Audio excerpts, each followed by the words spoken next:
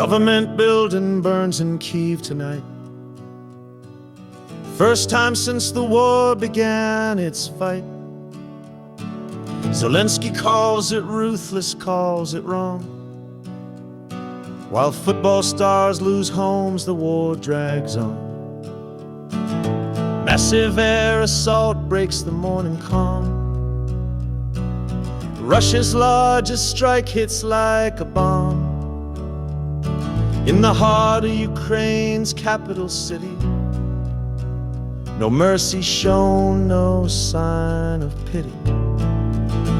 When the world keeps turning, turning, and the fires keep burning, burning.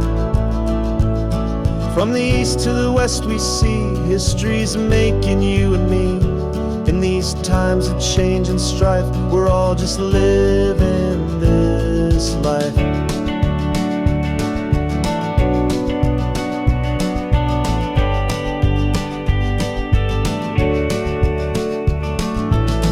In Jerusalem they march and cry. Thousands gather beneath the sky.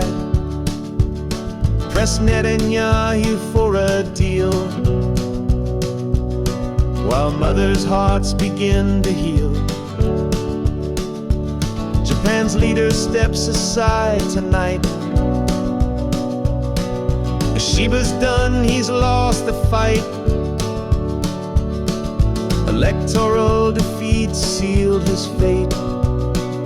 Political uncertainty at the gate. When the world keeps turning, turning, and the fires keep burning, burning. From the east to the west we see history's making you and me. In these times of change and strife, we're all just living this life. Trump gets booed at the tennis court. Security delays cut the match short, while RFK spreads vaccine doubt. Public health trust is running out. John Burton's story comes to an end. From addiction's grip to political men, 92 years of rise and fall. California remembers it all. From Kyiv's flames to Tokyo's halls, from tennis courts to political calls, the news keeps flowing like a river wide, carrying stories from every side.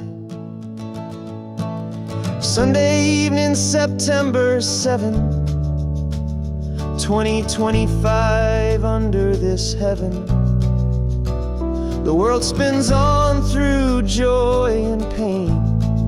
Tomorrow brings the news again.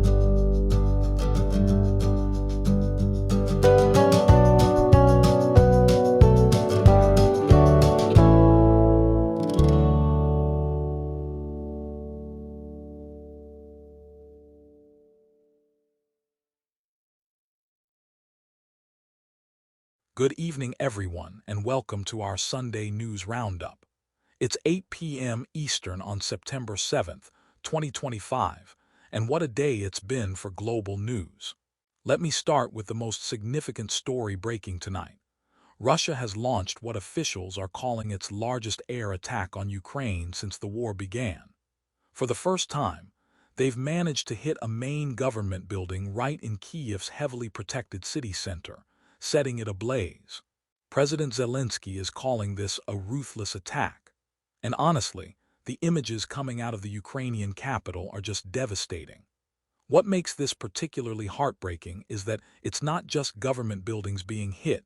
Ukrainian football star Georgy Sudakov's apartment was severely damaged by a Russian drone strike while his wife and child were at home. These attacks are getting more personal, more targeted at civilian infrastructure. Moving to the Middle East, we're seeing some of the largest protests in Israel so far, with thousands gathering in Jerusalem to pressure Prime Minister Netanyahu into making a hostage release deal. The families of those still held by Hamas are growing increasingly desperate, and you can feel that urgency in these demonstrations. Netanyahu maintains that defeating Hamas is the path to securing the hostages' release, but clearly, many Israelis are losing patience with that strategy. In Japan, we're witnessing significant political upheaval as Prime Minister Ishiba has announced his resignation following electoral defeats.